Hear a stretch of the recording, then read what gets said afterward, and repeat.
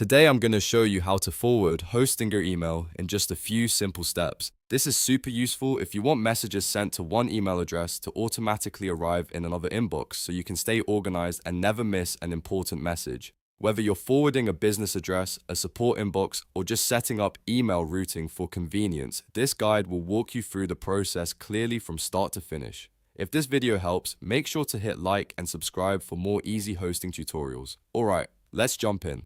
First, log into your Hostinger account and open hPanel. Once you're inside the dashboard, look for the Emails section. This is where Hostinger keeps all of your email management tools, so go ahead and click into that area. After that, select the domain connected to the email account you want to manage. If you have more than one domain, make sure you choose the correct one so the forwarding gets applied to the right address. Now that you've selected your domain, look at the sidebar and click Forwarders. This is the menu where you can create and manage email forwarding rules. Once the forwarders page opens, you'll see the option to create a new one.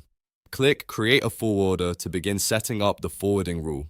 Next, choose the email address you want to forward from. This is the source inbox, meaning the address that will receive the incoming emails before they get redirected somewhere else. After that, enter the destination address, which is the email inbox where you want those messages delivered. Double check both addresses carefully so everything goes to the correct place. When the details look good, confirm the setup and save your changes. Hostinger will now start forwarding incoming emails from the source address to the destination address automatically. Once it's active, any new message sent to that Hostinger email should be redirected to the inbox you selected. If you ever need to update the forwarding rule later, you can return to the same forwarders section in hPanel and edit or remove the setup whenever you want. That makes it easy to keep your email workflow flexible as your business or website grows. And that's it. You've now learned how to forward Hostinger email quickly and easily.